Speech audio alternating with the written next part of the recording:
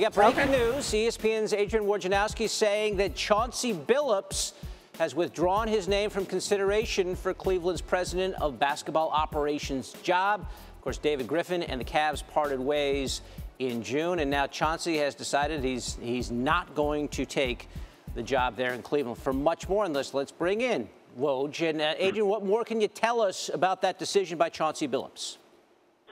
Well, Chauncey let the Cavaliers know this morning that he was out of the process, that he had talked with Dan Gilbert and the organization, spent a couple days in Cleveland shortly after David Griffin was let go.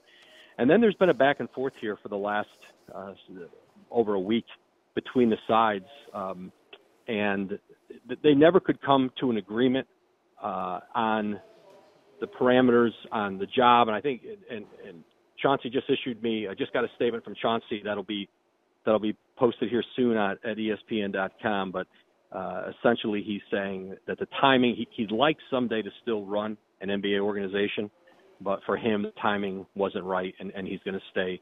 He's going to stay at ESPN and stay as an analyst here. All right, you talk about timing. It's not great timing not to have your decision maker in place with free agency going. Where does this leave Dan Gilbert and the Cavs?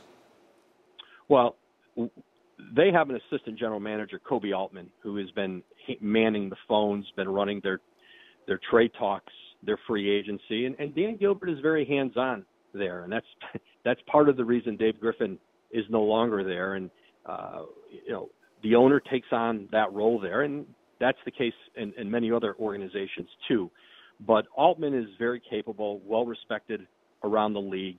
He was deep in putting together the package that potentially would have brought Cleveland Paul George, that Indiana moved in another direction and did the Oklahoma City deal at the very end. So he's adept at putting together big deals. He's been part of that and David Griffin's staff.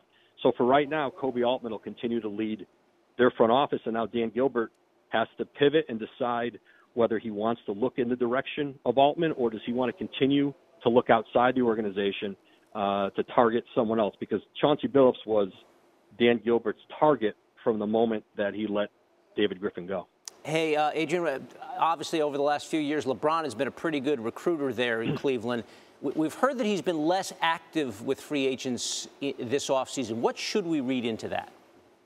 Well, they're not in a position to lure big free agents. They don't have salary cap space. They're capped out unlike anybody in the league. So they're looking at veteran minimum type deals, and there's no star quality that's available to them here in free agency. So they've been really more focused on the trade front here. All right, so we shouldn't look deeply into that. It's just sort of how things present itself with their cap. David, could you repeat that for me? I was just saying that just to put a bow on that, it's basically you're saying that it's not as much what LeBron is or is not doing. It's just the fact that they don't have much cap room, and so there isn't much recruiting to be done. No, there isn't. And listen, I think he's they're going to have an opportunity here to bring in veteran players who might, what's going to happen now is the market's going to shake out. And as players realize they're not getting the deals, the financial deals they thought they might get somewhere else, there'll be some players, Golden State, any of the contenders will be in a position to sign players at that veteran minimum who want to play with LeBron, want to play potentially for a championship.